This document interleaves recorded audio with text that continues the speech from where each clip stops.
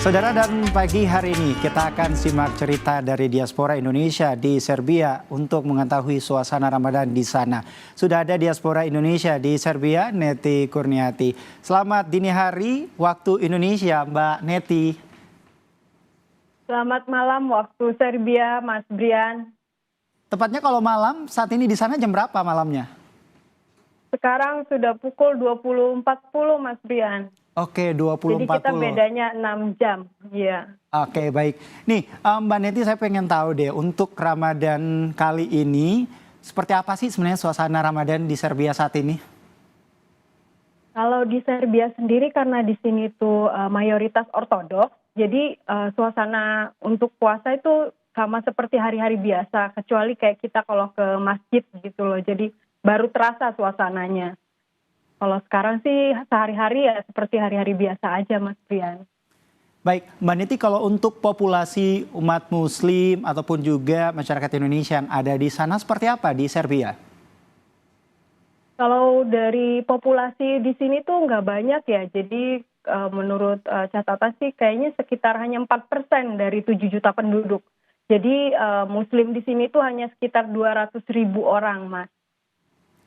Nah, Mbak Neti, selama ada di Serbia, bagaimana Anda menjalankan bulan puasa sejak puasa dimulai sejak kemarin saat ini? Apakah Anda sulit untuk mendapatkan menu atau takjil untuk berbuka puasa? Kalau takjil ya nggak ada ya. Jadi kayak ya harus usaha sendiri. Jadi saya harus masak sendiri, bikin sendiri. Jadi kalau takjil itu nggak ada di sini. Oke, takjil kan nggak ada di sana, berarti kangen dong sama makanan yang ada di Indonesia. Tapi kalau misalnya berbicara soal makanan yang paling dirindukan deh, rindu atau pengen makan makanan apa nih saat berbuka puasa di sana? Pengennya tuh mie ayam abang-abang gitu loh, yang mie ayam kampung yang pakai ceker. Soal di sini susah nemu ceker ayam yang halal, itu nggak ada yang jualan. Oke, berarti memang sangat rindu dengan makan makanan yang berada di jajanan pinggir jalan seperti itu ya, Mbak Neti ya. Iya. Tapi kalau untuk kondisi di Serbia saat ini seperti apa, Mbak? Untuk pelaksanaan ibadah puasanya, apakah cuacanya dingin, panas, atau seperti apa? Ya, alhamdulillah sekarang itu kan masuk musim semi ya, Mas Brian. Jadi untuk suhu itu paling enak tuh seping seperti ini, musim semi. Jadi nggak terlalu panas dan juga nggak terlalu dingin. Jadi enak lah buat puasa menurut saya. Jadi cuaca itu mendukung banget untuk bulan ini ya, kecuali bulan musim panas. Nah, Mbak Neti, kalau untuk pelaksanaan sholat tarawihnya sendiri, ini apakah Mbak Neti bersama teman-teman lainnya dari Indonesia melaksanakan sholat yang tidak jauh dari tempat tinggal Anda, atau ada tempat yang memang sudah disediakan untuk sholat tarawih bersama? Kalau di sini itu untuk tarawih masjid tuh cuma satu di sini, namanya Masjid Bayrakli. Dan kalaupun tarawih di masjid, karena masjid cuma satu dan letaknya di center, kayak saya sendiri tuh sekitar 30 menit kalau mengendarai mobil, Mas Brian. Jadi kalau misal pun kami kangen gitu bersama-sama dengan teman, biasanya kita kumpul bareng, bawa makanan bersama, misalnya seperti di rumah saya ataupun di rumah teman. Kita kumpul bareng, potluck, bawa makanan sama-sama, nanti buka bersama, sholat bersama gitu. Seru sekali ya, potluck bersama, buka bersama, dan juga sahur bersama seperti itu. Nah, tapi selama Ramadan ini, seperti apa aktivitas teman-teman Indonesia yang ada di Serbia, Mbak? Ya kalau aktivitas kita seperti sehari-hari ya, jadi ya seperti yang saya ceritakan tadi emang nggak ada yang spesial buat kita seperti di Indonesia suasananya misalnya terasa ada takjilnya atau terasa ada suara azan. Nah kalau di sini tuh kita kayak harus mandiri, benar-benar mandiri, harus lihat jadwal sholat, kapan waktu berbuka, kapan waktu sahur, seperti itu Mas Brian. Tapi kalau tanggapan masyarakat Serbia yang ada di sana melihat Mbak Neti bersama teman-teman melaksanakan ibadah puasa ataupun juga tarawih, apa pandangan atau pendapat mereka? Pernah mendengar omongan nggak seperti itu? Ini contoh kecilnya ya, anak saya yang di sekolah Mas Brian, dia masih kelas 1 SD, saat ini lagi latihan berpuasa, dan guru-gurunya itu sangat mendukung Mas Brian. Jadi mereka sangat toleransi. Ketika misalnya anak saya lagi istirahat untuk makan siang, itu gurunya sendiri yang akan mengatakan stay aja di kelas gitu, kamu tinggal di kelas, teman-teman makan siang di kantin gitu. Jadi mereka sendiri tuh toleransinya tinggi walaupun di sini mayoritas ortodoks dan kita sendiri seperti tadi populasinya sedikit, tapi tanggapan mereka ya mereka toleransi dengan kegiatan keagamaan agama lain. Baik, mereka sangat toleransi ya Mbak. Tapi kalau untuk dari Kedutaan Indonesia sendiri yang ada di Serbia, apakah ada jadwal untuk buka bersama Kedutaan Indonesia yang ada di sana?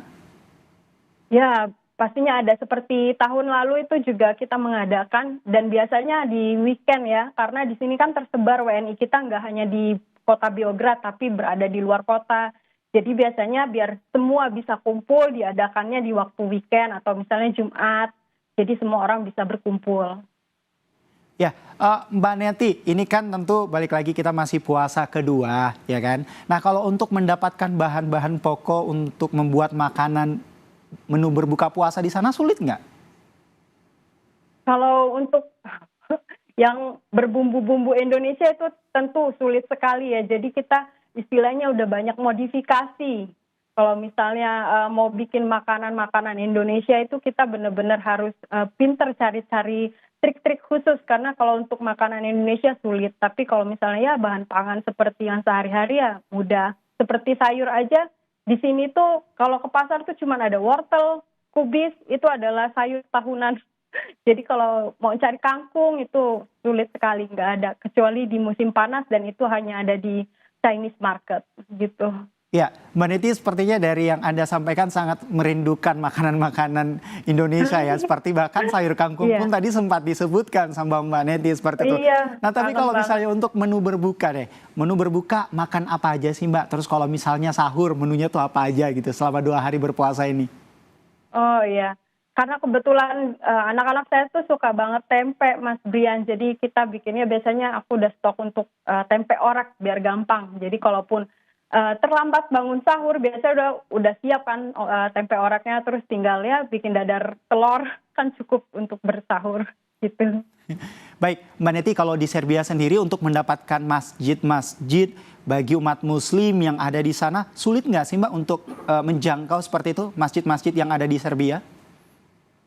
Iya deh, jadi di setiap wilayah itu ada yang punya masjid, tapi ada juga yang tidak. Nah, seperti di Beograd sendiri tadi saya sudah bilang di awal bahwa kita cuma hanya ada satu masjid di kota Beograd dan itu letaknya di pusat kota karena memang itu juga dijadikan pusat kebudayaan. Makanya dia cuma satu itu aja, jadi bisa dibilang sulit sekali untuk menjangkau masjid itu. Baik, terima kasih atas waktu Anda sudah berbincang seperti apa kondisi yang ada di Serbia dan juga masyarakat Indonesia yang ada di Serbia saat ini. Sehat selalu, selamat menjalankan ibadah puasa Mbak Neti dari diaspora Indonesia yang ada di Serbia. Terima kasih. Terima kasih Mas Brian.